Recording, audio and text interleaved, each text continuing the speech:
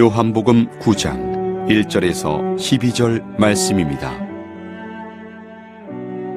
예수께서 길을 가실 때에 날 때부터 맹인된 사람을 보신지라. 제자들이 물어 이르되 랍비여, 이 사람이 맹인으로 난 것이 누구의 죄로 인함이니까?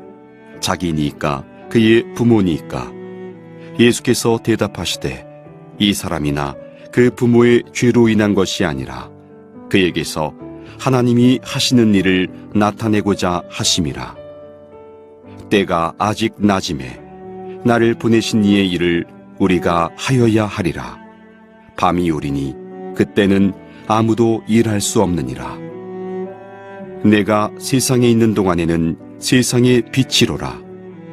이 말씀을 하시고 땅에 짐을 뱉어 진흙을 이겨 그의 눈에 바르시고 이르시되 실로암 못에 가서 씻으라 하시니, 실로암은 번역하면 보냄을 받았다는 뜻이라.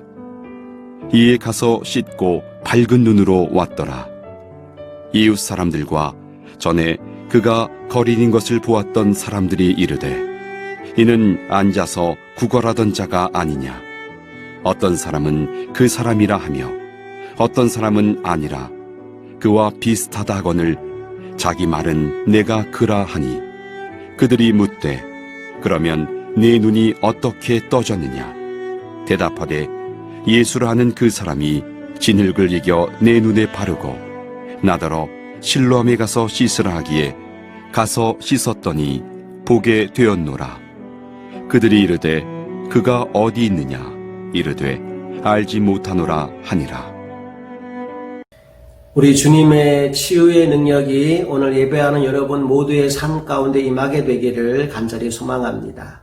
오늘 본문의 이야기는 주님이 날 때부터 맹인된 한 사람의 눈을 뜨게 해주신 이야기이지요. 여러분의 인생 가운데 어떤 어두움이 있든지 오늘 이 말씀 나누는 중에 그 어둠이 물러가게 되기를 간절히 소망합니다. 1절 말씀 함께 보시겠습니다. 예수께서 길을 가실 때 날 때부터 맹인된 사람을 보신지라. 지금 상황이 길을 가고 있는 중입니다. 갑자기 그런데 예수님이 걸음을 멈추어 서시더니 누군가를 주목해서 바라보셔요. 그 사람을 보니까 돈이 많은 사람이 아니에요. 많이 배운 사람도 아니고요. 키 크고 이쁘고 잘생긴 사람도 아니었어요. 어떤 사람이었습니까? 날 때부터 맹인된 사람이라고 오늘 본문은 소개하고 있어요. 여기서 느껴지는 뉘앙스가 있습니다. 예수님의 관심사는 우리와 좀 다르다라는 거죠. 보통 사람들 같으면 그냥 지나쳤을 텐데 예수님은 맹인이요 동시에 거린인 이 사람을 주목해 보십니다. 여러분 혹시 나 같은 사람을 누가 거들떠나 보겠어? 라는 생각에 빠져 있지 않으십니까? 혹 그런 분이 계신다면 기억하세요. 예수님이 당신을 보고 계십니다. 사랑의 눈으로 당신을 바라보고 계십니다. 자, 예수님이 그에게 관심을 보이니까 따라오던 제자들도 그에게 관심을 보이기 시작해요. 그리고 예수님께 이렇게 물어봅니다. 2절 말씀 보실까요? 제자들이 물어 이르되 랍비여, 이 사람이 맹인으로 난 것이 누구의 죄로 인함이니까? 자기니까 그의 부모니까? 제자들은요 지금 이 불행의 원인을 죄로 보고 있어요. 그런데 때때로 우리들도 이런 시각을 가질 때가 있습니다. 원하는 대로 일이 잘 안 풀린다든지 어려운 일들이 겹겹이 일어나게 될 때 무슨 생각을 하죠? 도대체 내가 무슨 죄를 지었길래 이런 어려운 일들이 생기나? 이런 생각에 휩싸인 적이 있지 않습니까? 다른 사람을 볼 때도 마찬가지입니다. 힘들고 어려운 일을 겪는 사람들을 보면서 저 사람은 무슨 죄를 지었길래 저렇게 힘들게 살지? 라는 생각이 불쑥 올라올 때가 있습니다. 안타깝지만 이런 시각은 문제 해결에 아무런 도움을 주지 않아요. 오히려 그 말 듣는 사람들의 마음을 괴롭게 만들 뿐이죠. 3절 말씀을 보면 예수님이 이렇게 말씀하십니다. 예수께서 대답하시되 이 사람이나 그 부모의 죄로 인한 것이 아니라 그에게서 하나님이 하시는 일을 나타내고자 하십니다. 우리 주님의 시각이 전혀 다른 것을 볼 수 있지요. 제자들의 시각이 과거지향적이고 운명론적인 시각이었다면 예수님의 시각은 미래지향적이고 소망적인 시각이었습니다. 오늘 우리의 시각도 달라지게 되기를 바랍니다. 자, 특별히 예수님의 마지막 말씀에 한번 주목해 볼까요? 그에게서 하나님이 하시는 일을 나타내고자 하시니라. 여러분 인생에 문제가 있나요? 연약함이 있습니까? 여러분 하나님이 하실 일이 있습니다. 절대로 실망하지 마시고 포기하지 마십시오. 하나님 반드시 여러분들을 사용하실 것입니다. 6절 말씀 이어서 볼게요. 이 말씀을 하시고 땅에 침을 뱉어 진흙을 이겨 그의 눈에 바르시고. 일반적으로 예수님이 병자를 고치시는 방법은 말씀으로 고치는 거였어요. 조금 더 한다면 손을 대시는 정도였지요. 그런데 이 사람에게는 아주 특별한 방법을 취하십니다. 진흙에 침을 뱉어서 짓이겨요. 그리고 그의 눈에 발라주십니다. 도대체 왜 이런 방법을 쓰셨나? 사실 몰라요. 정답은 없어요. 성경에 이유를 밝히지 않으니까요. 근데 제가 참 좋은 해석 하나를 봤습니다. 벵겔이라고 하는 신약학자가 이 부분을 이렇게 해석했어요. 한번 들어보세요. 창세기에서 하나님이 흙으로 진흙을 빚어 사람을 만드신 것처럼 오늘 예수님은 흙으로 진흙을 빚어 어둠 가운데 살아온 이 사람의 눈에 바르심으로 사랑의 재창조의 시간을 가지고 계신 것이다. 멋지죠? 자, 그런데 말씀을 보니까요, 진흙을 바르고 끝이 아닙니다. 7절에 뭘 하라고 하시나요? 7절 말씀 읽어볼게요. 이르시되 실로암 못에 가서 씻으라 하시니 실로암은 번역하면 보냄을 받았다는 뜻이라. 이에 가서 씻고 밝은 눈으로 봤더라. 주님이 그를 보내십니다. 어디로 보내셔요? 실로암 연못으로요. 거기 가서 씻고 오라고 말씀하십니다. 여러분, 그런데 실로암 연못까지 가는 길이 사실 쉽지가 않아요. 거리도 한 2km 정도 떨어져 있습니다. 게다가 이 실로암 연못까지 가는 길이 굉장히 험해요. 실로암 연못의 기원은 히스기야 왕 때까지 올라갑니다. 그때 예루살렘 성 밖에 기혼이라는 샘물이 있었어요. 성 안에 있는 사람들이 다 거기 가서 물을 길러 썼습니다. 문제는 전쟁이 일어나면 성문을 닫을 게 아닙니까? 그러면 그 샘에 가서 물을 기를 수가 없는 거죠. 그래서 히스기야 왕이 고심 끝에 지하에 안반을 뚫어서 수로를 만들게 됩니다. 그 수로를 타고 물이 흘러 들어와서 이루어진 연못, 인공 연못이 바로 실로암 연못이지요. 실로암의 뜻이 보냄을 받았다라는 거였잖아요. 바로 기혼샘에서부터 보냄받은 물이 여기까지 왔다. 그 의미에서 실로암이라고 부른 겁니다. 문제는 지하에 안반을 뚫고 만든 인공연못이기 때문에 거기까지 가려면 계단을 타고 한참을 내려가야 됩니다. 그러니 앞이 보이지 않는 사람이 손과 발의 감각만에 의지해서 거기까지 간다? 보통 힘든 일이 아닌 겁니다. 아니, 예수님 그냥 고쳐주시지 왜 그랬을까? 그 생각을 하면서 본문 말씀을 보는데 이전에 보지 못했던 구절이 눈에 들어왔어요. 4절 말씀을 보십시오. 때가 아직 낮임에 나를 보내신 이의 일을 우리가 하여야 하리라. 밤이 오리니 그때는 아무도 일할 수 없느니라. 여기 중요한 부분이 나를 보내신 이의 일이라는 겁니다.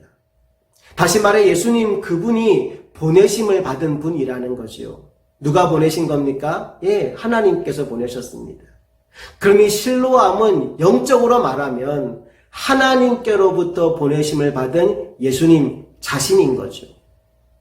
다시 말해 오늘 이 사람의 눈을 뜨게 한 게 실로암 물이 효력이 있어서가 아니라 예수님 그분이 치료자가 되시기 때문입니다. 사랑하는 여러분, 그 예수님은 또한 여러분의 치료자이심을 믿습니다. 자, 이제 그가 연못을 찾아갑니다. 쉽지 않은 여정이에요. 게다가 지금 눈에는 진흙까지 묻히고 있습니다. 아마 이 모습을 본 사람 중에는 그를 조롱하고 모욕하는 사람도 있었을지 모릅니다. 그러니 중간에 포기하고 싶은 순간이 왜 없었겠어요? 그런데 그는 끝까지 말씀에 순종했지요. 실로암 연못에 가서 씻고 눈이 열립니다. 사랑하는 여러분, 여러분에게 주신 하나님의 말씀이 쉽든지 어렵든지 이해가 되든지 되지 않든지 이익이 오든지 손해가 되든지 상관없이 우리도 끝까지 그 말씀에 순종하여 새로운 역사를 경험하게 되기를 간절히 바랍니다. 자, 이제 그가 눈을 뜨고 돌아옵니다. 돌아오는 길에 이웃 사람들이 수군거리기 시작해요. 8절, 9절 말씀 볼까요? 이웃 사람들과 전에 그가 거린인 것을 보았던 사람들이 이르되 이는 앉아서 구걸하던 자가 아니냐. 어떤 사람은 그 사람이라 하며 어떤 사람은 아니라 그와 비슷하다 하거늘 자기 말은 내가 그라 하니. 그 사람이다 아니다 자기들끼리 막 말을 나누는데 당당하게 나 그 사람 맞소 라고 얘기하는 거죠. 그래서 사람들이 그에게 진짜 궁금한 걸 물어봅니다. 10절 볼까요? 그들이 묻되 그러면 내 눈이 어떻게 떠졌느냐. 당신이 도대체 어떻게 눈을 뜬 거야? 무엇이 눈을 뜨게 만들어준 거야? 라고 물어봅니다. 그때 이 사람의 대답 11절 말씀 함께 읽어봅시다. 대답하되 예수라 하는 그 사람이 진흙을 이겨 내 눈에 바르고 나더러 실로암에 가서 씻으라 하기에 가서 씻었더니 보게 되었노라. 무슨 얘기를 하는 거죠? 내가 한 건 아무것도 없다는 겁니다. 나는 그냥 예수님이 하라는 대로 시키는 대로 했을 뿐인데 그렇게 했더니 이렇게 되었다라고 증언하고 있는 거죠. 여러분, 인생이 바뀌는 건 절대로 내 노력에 달려 있는 게 아닙니다. 어디에 달려 있을까요? 내 생명의 주인 되신 예수님에게 달려 있습니다. 그분이 하라는 대로 시키는 대로 순종하는 것, 그것이 변화의 핵심임을 기억하시기 바랍니다. 자, 이제 다시 오늘 말씀의 시작점으로 한번 돌아가 볼까요? 예수님이 길을 가시다가 날 때부터 맹인된 사람, 인생에 아무런 소망이 없는 사람을 찾아가십니다. 그를 주목하십니다.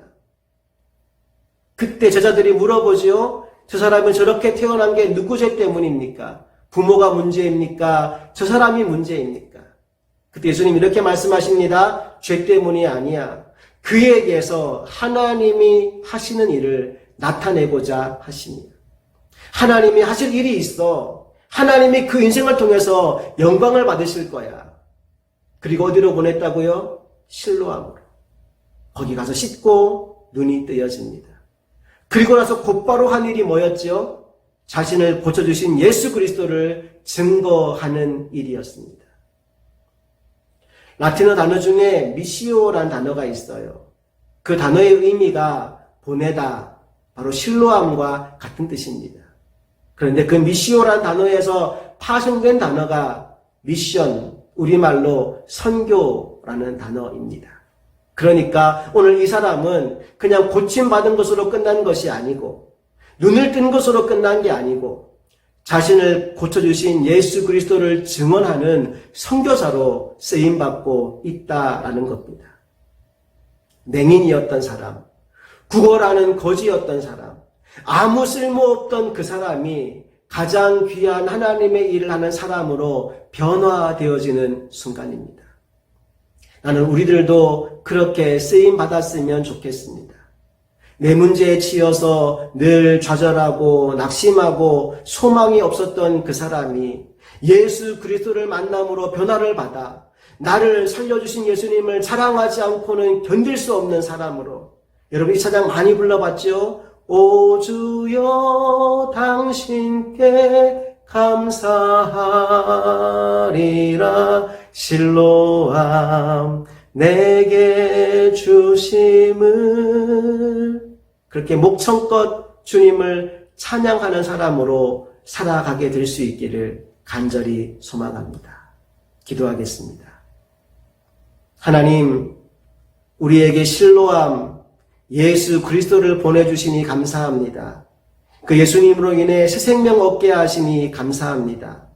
이제 우리들이 그 새 생명을 얻은 사람으로 이 땅에 사는 동안 주님의 증인되어 세상에 보내심을 받고 주님이 기뻐하는 일을 하며 사는 인생들이 다 되게 하여 주시옵소서. 실로암 주심에 감사하며 우리 주 예수 그리스도의 이름으로 기도합니다. 아멘.